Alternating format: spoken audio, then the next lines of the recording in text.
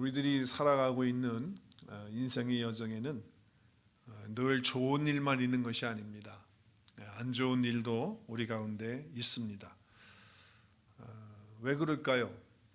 우리의 삶에 항상 좋은 일만 있으면 얼마나 좋겠어요? 또 예수님을 믿는 우리들에게는 그래야 되지 않겠습니까? 그런데 예수님을 믿고 살아가는 우리들에게도 항상 좋은 일만 있는 것이 아니고 힘들고 어려운 일들도 우리 가운데 있습니다. 그래서 위기가 찾아오는 것 같은 그런 인생을 살 수도 있는 것이죠. 여러분, 우리의 믿음은요, 바로 그때 필요한 것입니다. 믿음이 있고 없고는 평상시에는 잘 드러나지가 않습니다. 그러나 어려운 일을 닥치게 되면, 또 위기의 상황이 되면 그때 우리의 믿음이 진가를 발휘하는 거예요. 그러니까 그 사람의 믿음이, 또 나의 믿음이 얼만큼인가, 또 얼만큼 믿음이 있고 없고를 우리가 평가하는 것은 좀 그렇지만, 정말 우리의 믿음이 있느냐 없느냐라고 하는 것은 힘든 일을 당할 때, 어려운 일을 당할 때, 또 고난이 왔을 때, 또 위기가 왔을 때 그 믿음이 나타나게 된다는 것입니다. 그래서 갑자기 어려운 일 닥치고 위기가 왔을 때 믿음으로 그것을 잘 감당해 가면 오히려 그 위기가 축복이 되는 줄로 믿습니다. 그런 불행한 삶이 행복으로 바꾸어지는 줄로 믿습니다. 그것이 바로 믿음인 거예요. 믿음이라는 것은 위기를 축복으로 바꾸고 어려움을 행복으로 바꾸는 능력이라는 사실을 믿으실 수 있기를 바랍니다. 그러나 믿음의 사람들은 그 위기와 어려움을 축복으로 만들어내는 그런 자들이라는 사실을 기억해야 되는 거예요. 자, 오늘 말씀에 보면 제자들이 배를 타고 건너편으로 지금 건너가라고 해서 건너가게 됩니다. 그런데 배를 타고 가는 중에 풍랑을 만납니다. 큰 파도를 만나요. 그래서 정말 죽기 직전까지 가는 거예요. 그런데 여러분, 오늘 말씀, 본문 말씀 바로 전에 있는 내용이 뭐냐면, 광야에서 예수님이 많은 사람들을 가르쳤는데 해가 저물어서 먹을 게 없어가지고 제자들에게 먹을 것을 주라고 했어요. 근데 제자들이 못 줬어요. 그래서 예수님이 어떻게 했어요? 그 안드레가 가지고 온 소년의 도시락, 물고기 2마리와 보리떡 5개로 몇 명을 먹였죠? 5,000명을 먹였어요. 그리고 몇 광주를 남겼어요? 12광주를 남겼어요. 그러니까 그것을 보면서 제자들이 얼마나 기뻤겠어요. 야, 우리에게도 이런 날이 오는구나 말이지. 야, 아무것도 없는 것 중에서 예수님이 이렇게 기도하셔서 우리로 하여금 배부르게 먹게 하고, 그리고 남아가지고 집에 갖고 갈 수 있게끔 했으니, 야, 이거 얼마나 행복하고 좋겠어요. 기쁘다 말이지. 그런데 그 바로 뒤에 몇 시간 지나지 않아서 예수님이 가라고 하는 대로 배를 타고 배를 건너가는 중에 아니 이렇게 어려운 일을 당하는 거예요. 그러니까 이렇게 기쁘고 좋은 날이 있었는데 그것이 오래가지 않고 또 어려운 일을 당하게 되는 것을 보게 되는 것이죠. 우리의 인생도 그러하다는 거예요. 좋은 일이 있다가도 갑자기 안 좋은 일이 생길 수 있다는 거예요. 그래서 전도서는 우리에게 이런 말씀을 하고 있어요. 형통한 날에는 기뻐하고 곤고한 날에는 되돌아 보아라, 이렇게 말씀을 했어요. 하나님께서 이 두 가지를 다 행하게 하셨다는 거예요. 여러분, 여기 보면 두 가지의 사건이 우리 가운데 있다는 거예요. 뭐예요? 형통한 날도 있고 공고한 날도 있다는 거예요. 형통한 날은 기뻐하라는 거예요. 하나님 주신 것에 대해서. 그럼 공고한 날은 어떻게 해야 돼요? 공고한 날은 우리 자신들을 돌아보는, 하나님이 나에게 무슨 말씀을 하시려고 하시느냐라고 하는 것을 돌아보라는 거예요. 왜냐하면 그것을 우리가 다 알지 못하기 때문에 그렇다는 거예요. 그러나 우리가 아는 것은 하나님의 자녀들에게는 하나님이 결국에는 반드시 축복하신다는 것입니다. 반드시 축복하신다는 거예요. 지금 예수님은 오병이어 기적 후에 사람들을 다 집으로 가게 하시고, 예수님은 어디로 가셨죠? 산으로 가셨어요. 그렇죠? 산으로 가셨어요. 왜 산으로 가셨죠? 등산 가시려고, 건강을 위해서 기도하러 따로 산에 가셨어요. 자, 그리고 제자들은 지금 빨리 배를 타고 가라고 재촉하셔가지고 배를 타고 가도록 그렇게 말씀하셨습니다. 누구의 말씀입니까? 주님의 말씀이에요. 누가 따라서 지금 듣고 순종해서 배를 타고 가죠? 제자들이 그렇게 순종하고 따라갑니다. 자, 그런데 지금 예수님의 말씀을 듣고 예수님이 재촉해서 빨리 가라고 막 이렇게 하시니까, 그래서 제자들이 순종하고 배를 타고 간 거예요. 그리고 예수님은 따로 산에 가셔서 기도하시고. 여기서 질문이 나와요. 어떤 질문이 생깁니까? 아니 예수님이 가라고 해서 순종해서 가는데 왜 풍랑을 만나냐는 거예요. 여러분 생각해 보세요. 지금 뭐 예수님 말씀 안 듣고 요나처럼 불순종했기 때문에 풍랑을 만난 게 아니에요. 오늘 이 제자들은 예수님이 재촉해가지고 야 빨리 건너가라, 나는 기도하고 갈 테니까 먼저 건너가라, 그래도 그렇게 말씀하시니까 주님 같이 가셔야죠. 그래서 주님이 나는 따로 있을 테니까 너희들 가라. 그래서 제자들이 순종하고 지금 배를 타고 가는 거예요. 그런데 뭐예요? 고난을 당하는 거예요. 어려움을 당하는 거예요. 아니 어찌 이런 일이? 여러분 같으면 무슨 생각을 하겠어요? 예수님 말씀 안 듣고 말 안 듣고 괜히 갔다고 하면 뭐 그렇다고 하면 우리가 예수님 말씀 들을 걸 이러겠네. 그게 아니고 하신 말씀대로 순종해서 간 거예요. 자, 그러면 이런 생각 들 거예요. 아니 내가 예수님 말씀 듣지 말고 그냥 내가 가지 말 걸 괜히 갔네. 이거 괜히 예수님 말씀 들어가지고서 재촉만 안 했어도 빨리빨리 가라고만 안 했어도 내가 안 갔을 텐데 괜히 배를 타고 가느라고 이 고생을 하네. 이런 생각 안 하겠습니까? 여러분 이런 일이 성경에만 나오는 것이 아니고 제자들에게만 일어나는 일이라 지금 현재 우리 삶을 살아가고 있는 예수 믿는 저와 여러분에도 자주 이러한 일이 일어난다는 거예요. 잘 들으셔요. 지금부터 예수님 잘 믿으면 복 받는다. 예수님 잘 믿으면 문제가 다 해결된다. 예수님 믿으면 만사 형통한다. 할렐루야. 예수님 믿으면 병 낫는다. 할렐루야. 왜 아멘 안 하세요? 뭐 이상한 거 아니에요. 자, 이 말을 여러분 들었잖아요. 이게 복음이라고 우리가 들어요. 근데 사실 우리 주변에 보면 예수님을 잘 믿음에도 불구하고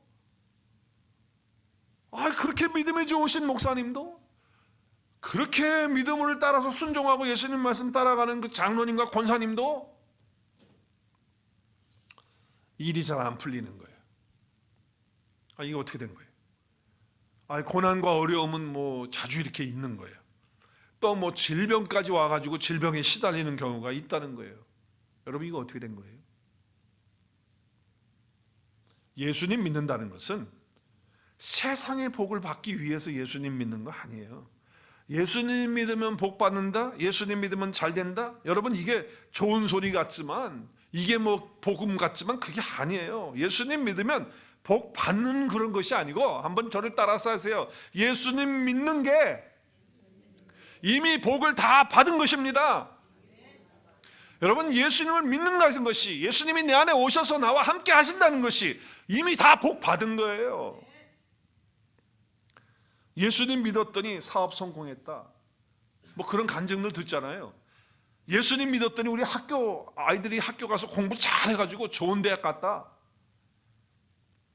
예수님 믿었더니 뭐가 하는 것들이 내 소원이 다 이루어졌다. 여러분 이것은요 하나님을 이용해 먹는 가짜 신앙이에요. 그것은 예수님을 빙자해서 자기 숭배를 하고 있는 거예요. 여러분 사업 잘 되는 거 축복 맞아요. 아이들 공부 잘해가지고 좋은 대학 가는 거 축복 맞아요. 축복 아닌 거 아니에요. 맞아요. 근데 여러분 만약에 내가 예수를 믿는데, 예수님 나와 함께 하시는데 내가 사업을 하는데 사업이 잘 안 돼, 그러면 저주입니까? 내가 우리 아이들 위해서 기도하고 내가 믿음 생활 잘하고 예수님 안에 늘 거해서 아침마다 예배하고 아이들을 믿음으로 잘 키워서 기도하고 키워요. 근데 아이들이 공부를 잘 못해, 그래서 좋은 대학 못 갔어, 그럼 저주예요? 여러분 우리가 예수님 믿고 사업이 잘 돼서 성공하는 것, 그거 뭐 우리가 좋아할 수 있고 기뻐할 수 있어요. 그러나 정말 사업이 크게 돼서 성공이 잘 돼도 내 안에 예수님이 계신 것이 축복인 거예요. 사업이 좀 잘 안 돼요, 힘들어요, 그래서 고생을 해요. 그래도 내 안에 예수님이 계신 것이 뭐예요? 그게 축복이에요. 좋은 대학을 가요, 우리 자녀들이. 내 예수님이 좋은 대학에 간다 할지라도 예수님이 내 안에 계시기 때문에 복인 거고, 우리 자녀들이 공부를 잘 못해가지고 좋은 대학을 못 가도 예수님이 내 안에 계시고 그 자녀 안에 계신 것 때문에 그것이 축복인 거예요. 건강해도 예수님이 내 안에 함께 하시기 때문에 축복인 거고, 내가 병들어서 고생을 해도 내 안에 예수님이 함께 계시기 때문에 축복인 줄 믿으시기를 바랍니다. 저와 여러분이 고작 하나님 믿는다는 것이 세상의 어떤 소원을 이루기 위해서 우리가 예수님 믿고 하나님 믿는 거 아니잖아요. 하나님이 무슨 알라딘 만화 영화에 나오는 알라딘처럼 무슨 그 램프에서 나오는 진입니까? 그래가지고 나오면 주인님 뭐 해드릴까요? 그러면 뭐 해주십시오. 그러면 그거 이루는 그것이 예수 믿는 겁니까? 하나님이 무슨 알라딘의 진입니까? 내 소원 들어주는 것. 인간의 수준으로 하나님을 그렇게 낮추어서 이야기하면 되겠어요? 하나님은 만왕의 왕이시고 창조주 되시고 정말 그분이야말로 모든 것의 주인 되시는 분이 하나님 아니에요. 그런데 우리의 수준으로 낮추어서 그저 내 소원 좀 안 들어주면 삐져가지고 교회도 안 나오고 믿어봤자 소용이 없다 그러고 또 예배를 드려봤자 뭐하냐 그러고 그러면서 교회 그만 나가겠다고 하는 건 다 뭐예요? 가짜 믿음이었기 때문에 그런 거예요. 가짜 믿음은 결국 하나님을 섬기는 게 아니라 하나님을 이용해가지고 자기를 섬기는 거예요.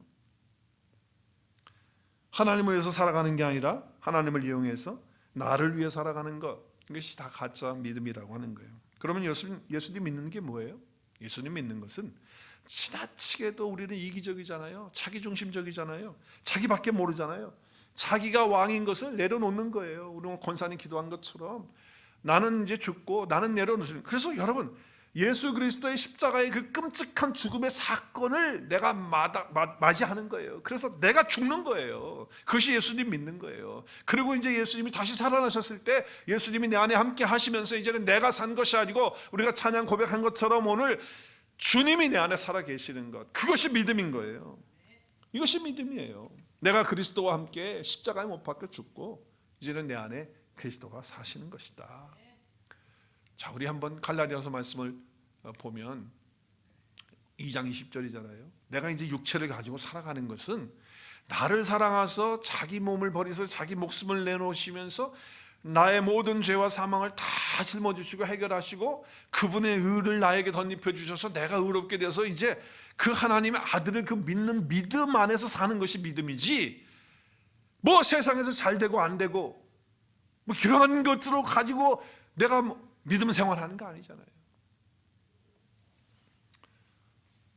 십자가의 진리의 말씀을 만나서 내 인간의 아주 이기적인 그 본능과 부딪혀서 이제는 그것이 죽어버리고 예수님이 내 안에서 사는 것을 믿고 살아가는 거예요. 그래서 이제는 나 자신을 위해서 사는 것이 아니고 나를 위해서 내 대신 죽어주신 예수님을 위해서 살아가는 거예요. 그러면서 어떤 고백을 합니까?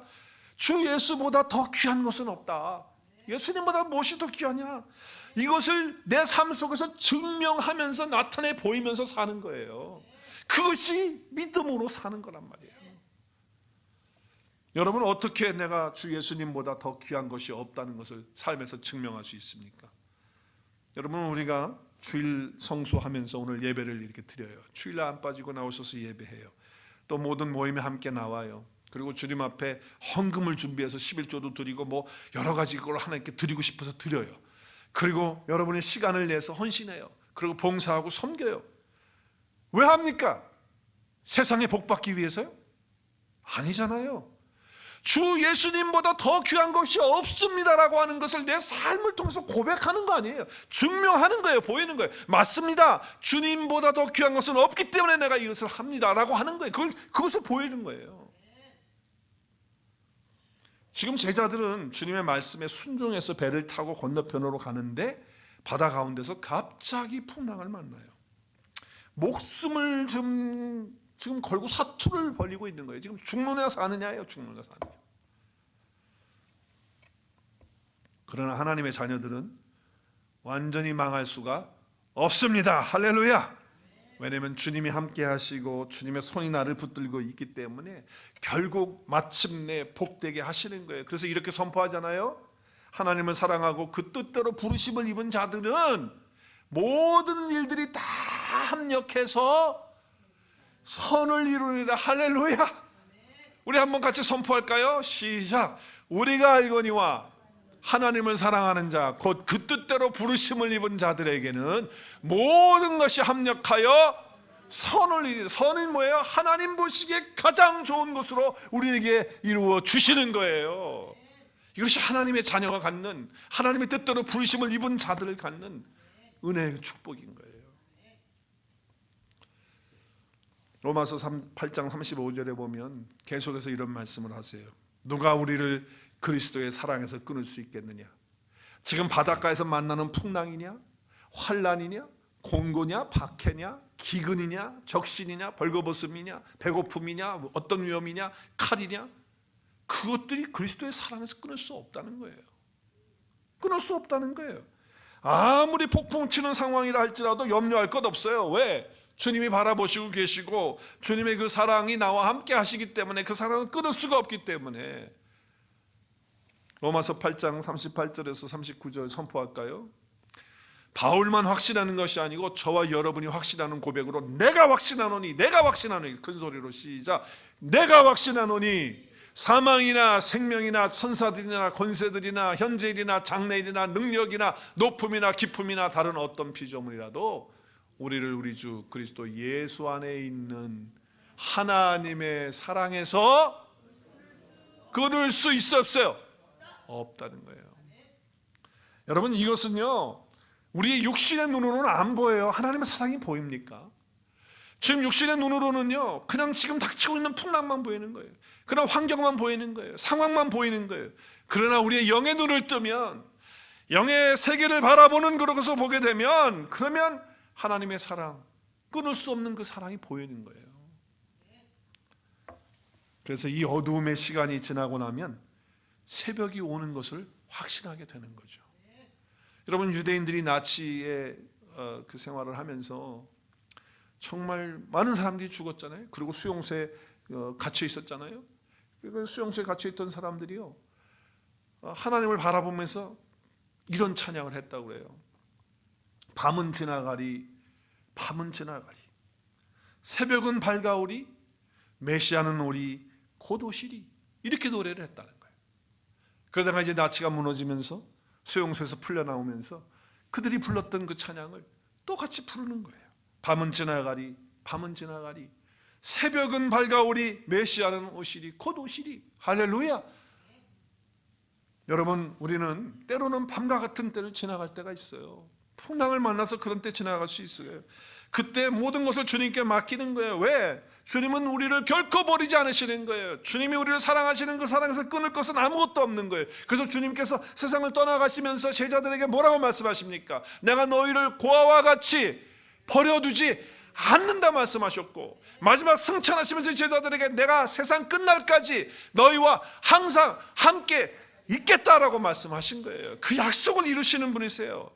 그러니까 어떤 상황이 와도, 어둠의 시간에 지나간다 할지라도, 풍랑의 시간을 지난다 할지라도 여러분 주님을 믿고 신뢰하실 수 있기를 바랍니다. 이것이 믿음으로 사는 거예요. 오늘 본문의 말씀에 보면 제자들이 순종해서 갔는데 풍랑을 만났다는 거예요. 그럼 제자들을 위해서 주님이 빨리 오셔야 되는 거 아니에요? 여러분 한번 생각해 보세요. 자, 풍랑을 내가 만났어요. 그럼 주님이 배에 안 탔단 말이에요. 그럼 자기 기도하시겠다고 산에 따라가죠. 그러면 이걸 다 아실 텐데, 그럼 빨리 와서 고통 가운데 있지 않도록 빨리 오셔서 해결해 주셔야 될 거 아니에요. 그런데 참 재밌는 것은 주님이 빨리 오지 않으신다는 거예요. 어떻게 보면 의도적으로 그렇게 하시는 때가 많아요. 나사로가 죽었을 때도 그렇고요. 오늘 여기 주님 제자들이 풍랑을 만났을 때도 그래요. 우리 한번 말씀을 봐요. 오늘 4장 25절, 14장 25절에 보면 메시아 주님이 바닷가로, 지금 풍랑이 막 일어가지고 지금 제자들은 죽겠다고 막 이러는데 밤 사경에 와. 우리가 사경을 헤매는 게 아니고 시간이 1경, 2경, 유대인의 시간들이 1경, 2경, 3경, 4경이 있어요. 근데 여기 4경은 여기 영어 성경에는 그냥 false watch라고 이렇게 지금 시간이라고 이렇게 되어져 있는데 이것을 이제 쉬운 성경에 보면 제대로 번역을 했어요. 새벽 몇 시예요? 3시에서 5시 사이가 4경이에요. 그러니까 1경이 있는데 1경은 저녁 6시에서 9시, 2경은 그렇죠, 9시에서 12시, 그리고 3경은 12시에서 3시, 그리고 4경은 3시에서 6시, 이렇게 나누어지게 돼 있어요. 그래서 여러분 NLT 영어 성경에 보면 3시 in the morning이라고, 그죠? 3 o'clock in the morning이라고 이렇게 얘기하고 있잖아요. 그래서 지금 요한복음도 똑같은 사건이 있고 마가복음도 똑같은 사건이 있는데, 요한복음에 보면 6장에 보면 우리가 예수님 제자들이 언제 배를 타고 갔는지를 알 수가 있어요. 저물매 제자들이 바다에 내려가서 탔어요. 그러니까 해가 떨어지면서 어두컴컴할 때, 이미 어두워졌고 17절에 그러잖아요. 그럼 보통 우리 시간으로 따질 때 서머타임 지금도 있고 없고 그걸 떠나서 보통 해가 떨어지는 시간이 몇 시예요? 대략 해 떨어지는 시간이 6시, 7시 떨어지잖아요. 그죠? 그래서 7시 반, 8시 되면 어두컴컴한 거 아니겠어요? 네, 그러면 배를 몇 시쯤 탄 거예요? 대략 7시, 8시쯤 탔다고 치자고요. 자, 그리고 갔는데 예수님이 몇 시경에 오셨다고요? 새벽 3시에서 5시, 6시 사이에 오신 거예요. 정확한 시간이 그러니까 우리 같이 1시간으로 나눠지는 게 아니고 3시간 턴으로 나누기 때문에 대략 그 시간에 오신 거예요. 자, 그렇다면 배를 타고서 가다가 중간에 풍랑을 만났으니까 뭐 만약에 9시쯤 풍랑을 만났다 저녁. 그러면 주님이 3시에 와도 몇 시간이에요 지금? 6시간이고 4시에 오면 7시간이고 아니 예수님이 지금 풍랑 만나가지고 지금 죽을 똥살똥하고 있으면 그걸 아시고 빨리 와서 해결해 주셔야 될 거 아니에요. 그런데 예수님이 빨리 오시지 않는다는 거예요. 한번 질문을 여러분 해보세요. 왜 예수님이 빨리 오지 않으셨을까? 자, 우리도 우리의 삶을 한번 보다 보세요. 정말 힘들고 어려운 일을 당할 때 있잖아요. 그러면 주님이 오셔서 지금 이걸 빨리 해결해 주면 좋겠는데 빨리 해결 안 해주실 때 여러분 얼마나 많이 있었어요. 물론 빨리 해주실 때도 있어요. 그런데 간증을 들어보면 전부 빨리 해결된 것만 간증이지 그게 안 되면 간증이 아니더라고요. 자, 마가복음에도 보면요, 날이 저물 때에 저물매 배는 바다 가운데 갔단 말이에요. 예수님은 홀로 육지에 계셨고, 근데 뭐예요? 바람이 바로 온 거예요. 그러니까 배를 타고 조금 얼마 안 가서 지금 온 거예요. 그러면 좀 빨리 오셔야 되는데 오늘 여기 보니까 마가복음에도 몇 시에 왔다고요? 밤 사경이 몇 시부터 몇 시? 새벽 3시에서 6시 사이에 오신 거예요. 아니 왜 이렇게 늦게 오시냔 말이야. 금방 오시면 좋겠는데 여기서 모든 상황을 보는 사람의 눈과 하나님의 눈이 다르다는 거예요. 주님의 눈이 달라요. 정말 예수님 잘 믿고 말씀에 순종하고 교회 잘 나가고 열심히 봉사하고 사는데 그러면 문제들을 빨리빨리 해결해 주면 좋겠는데 뭐 때로는 새벽에 나가서 기도하고 그러면 빨리빨리 착착착 해주면 좋겠는데 어떨 때는 철야하면서 기도하는데 좀 해결해 주면 좋겠는데 안 해주시는 거예요. 그런데 그걸 해결받으면 뭐예요? 이제 해결받으면 우리는 특별 간증을 하는 거지. 막 간증 집회하고 막 유튜브 막 나오는 거예요. 그런 거 막 나오고 막 이제 그러는 거죠. 근데 우리는 그렇게 안 되면은 주님이 나를 외면하시는 것 같고 무엇인가 힘든 그런 신앙생활을 하게 되지 않아요? 그러면서 이런 마음이 들죠. 하나님 정말 이러실 겁니까? 정말 해도 너무하신 것 같아요. 왜 나한테만 그러십니까? 내가 지난주도 기도했잖아요. 지난 주일도 안 빠지고 교회 갔잖아요. 근데 이걸 해결 안 해주십니까? 하나님 왜 이렇게 고집이 세세요? 좀 제 기도 좀 들어주세요. 좀 생각 좀 바꿔주시면 안 되겠습니까? 이러다가 그래도 안 들어주면 어떻게 해요? 그래도 안 들어주면 이제 하나님 협박하는 수준으로 가죠. 그래서 어떻게 해요? 하나님 정말 안 들어주십니까? 저희 집은 지금부터 굶습니다. 저 굶어요. 이제 굶으니까 뭐 죽든지 살든지 알아서 하시고 나 죽을지도 몰라요. 이러면서 금식기도 들어간다는 거예요. 이거 믿음이 어릴 때는 주님이 그런 기도 들어주세요. 근데 이제 믿음이 성장하면 그렇게 해도 안 들어줘요. 예수님은 왜 제자들을 좀 더 빨리 구해주지 않았을까? 왜 사경까지 기다리셨다가 가셨을까? 지금 제자들은요 대부분이 다 어부들이에요. 갈릴리 바다에서 뼈가 굳은 사람들입니다. 그리고 이런 풍랑을 한두 번 만난 게 아니에요. 뭐 고기 잡으러 가다가 뭐 바람이 불고 풍랑이고 파도 치는 건 뭐 예사도 아니잖아요. 그건 항상 있는 일이에요. 그러니까 이런 것쯤이야 뭐 하고서 했을 거예요. 그런데 여러분 1시간, 2시간 정도 해서 컨트롤 되어지는 것들이 보통 될 수 있겠죠. 파도라는 게 이제 그렇게 되지 않겠어요. 갈릴리 어부의 그런 거기 형태를 알고 바람이 어떻게 불고 어떻게 파도가 치는 거 다 알지 않겠어요?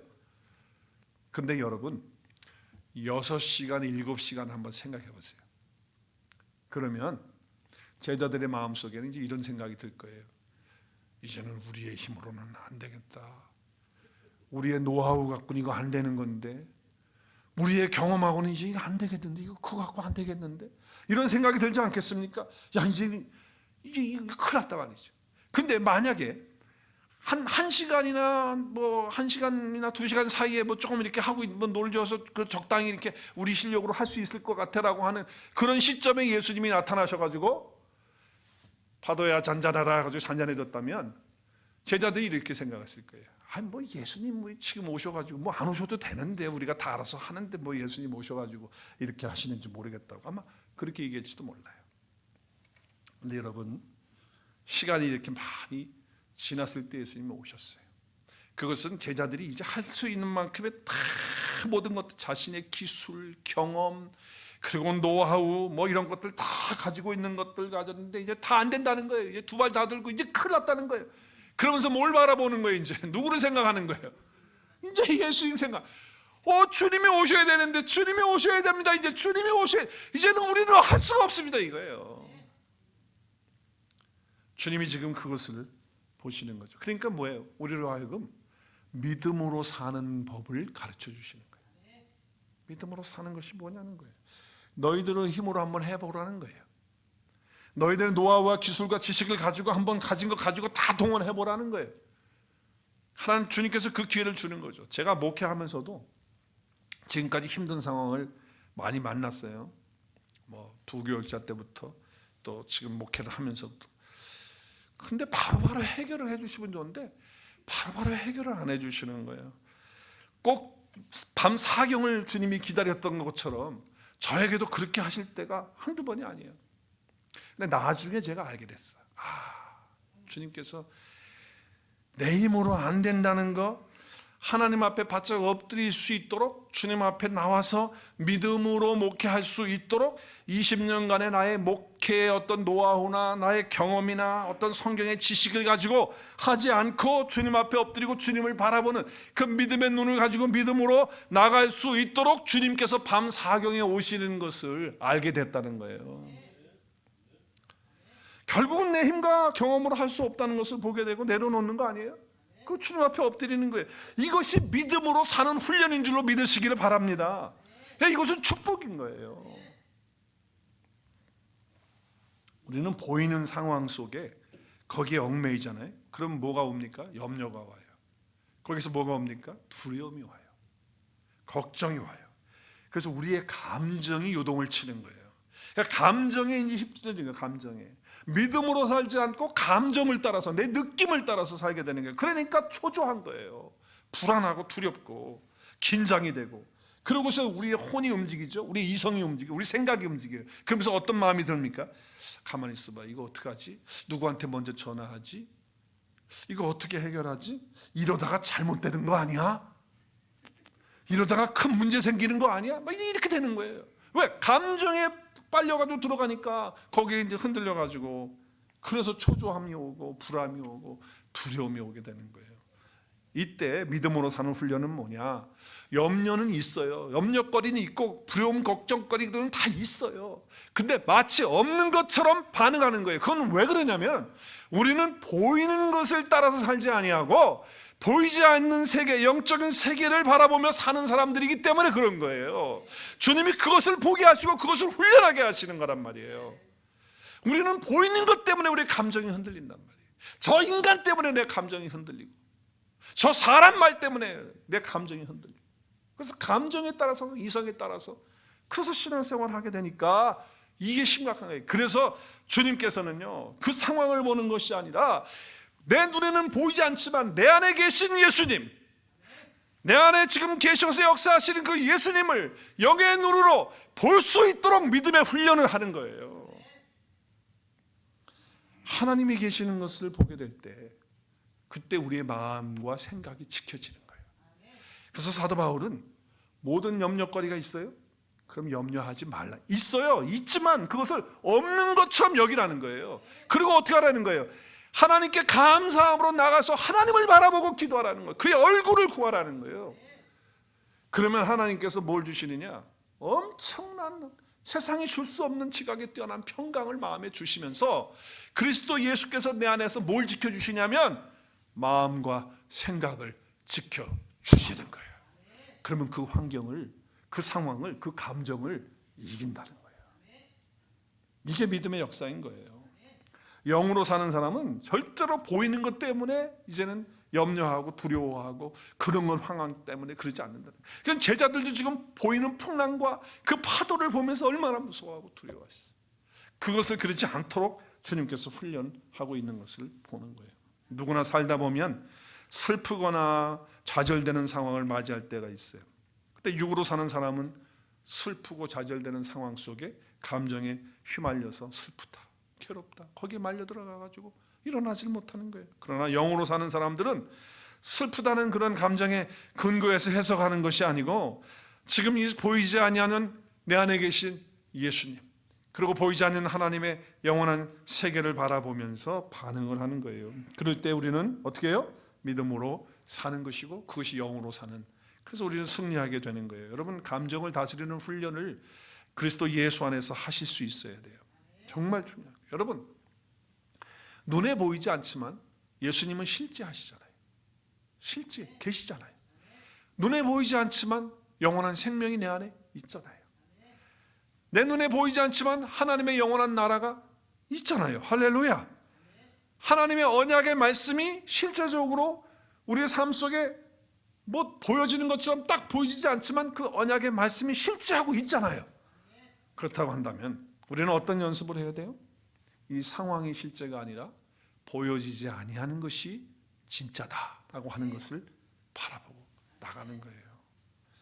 감정에 우리가 반응하지 말고 믿음으로 하나님 앞에 반응하는 그런 훈련을 보일 수 있길 바라고, 보이는 상황에 휘둘리는 그런 일이 없도록. 여러분, 저는 말씀을 묵상하면서 이런 생각을 한번 해봤어요. 만약에 12명의 제자 가운데 10명은 예수님 말씀을 따라서 배를 타고 건너와요. 근데 두 제자는 안 갔어요. 말 안 듣고. 아니, 예수님은 왜 자꾸 건너가라는 거야? 나는 예수님하고 같이 갈 거야.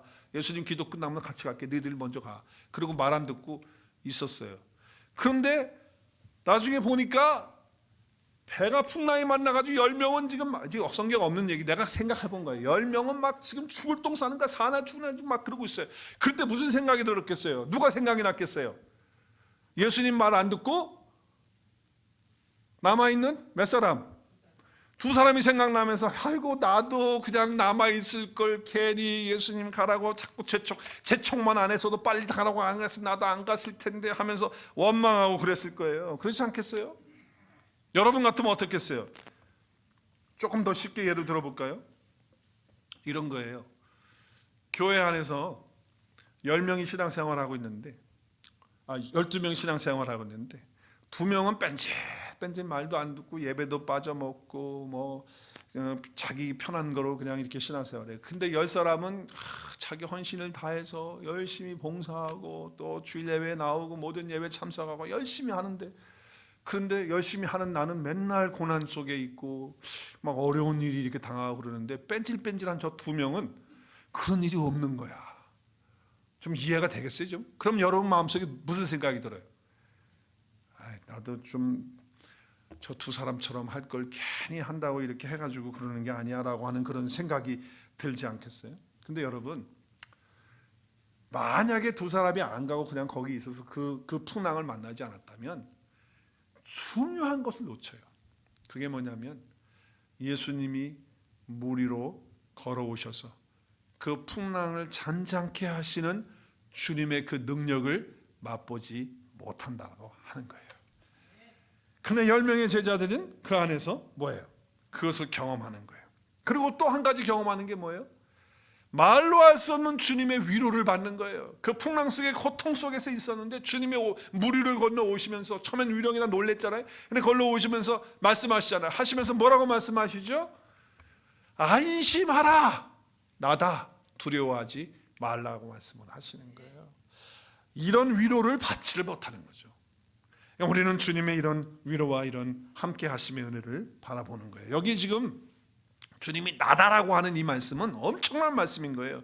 바로 창조주가 되시는 분이고 스스로 있는 자라고 하는 그런 하나님이라고 하는 말씀을 하는 거예요. 모세가 주님 하나님을 처음 대면했을 때 당신 이름이 뭡니까? 그랬을 때 뭐라고 그랬죠? 하나님, 나는 스스로 있는 자다, 이렇게 말씀하셨어요. 여기 스스로 있는 자라고 하는 것은 나는 나다라고 하는 얘기예요. 나는 나다, 안심하라, 나다, 바로 그에게 똑같은 얘기라고요.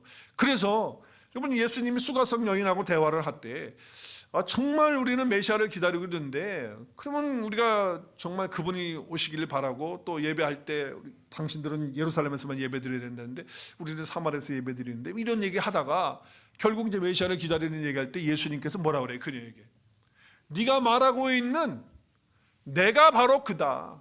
내가 바로 그다. 메시아? 네가 기다리고 있어? 바로 나야 라고 하는 말씀을 한 거예요. 그러니까 창조주 되시는 분이 예수님이시다는 거예요. 그래서 요한복음에서 예수님은 나는 무엇이다, 나는 무엇이다 라고 하는 그런 고백을 7번을 하세요. 7번을. 우리가 한번 같이 하겠습니다. 주님이 뭐라고 말씀하시? 나는 뭐라고? 나는 난데. 나는 뭐냐? 시작. 나는 생명의 떡이다. 나는 세상의 빛이다. 나는 양의 문이다. 나는 선한 목자다. 나는 부활이요 생명이다. 나는 길이요 진리요 생명이다. 나는 참 포도나무이다 라고 하는 거예요.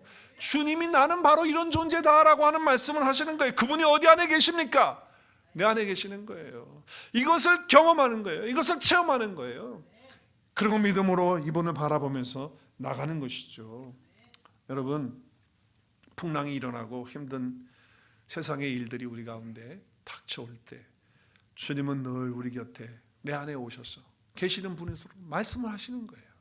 우리가 이 음성을 듣는 것이 믿음으로 사는 거예요. 뭐라고 말씀하신다고요? 내가 있잖아. 나야. 안심해. 그분이 누구예요? 생명의 떡이시고 세상의 빛이시고 양의 문이시고 선한 목자시고 부활이시고 길이고 진리이신 참 포도나무이신 그분이다 말이야.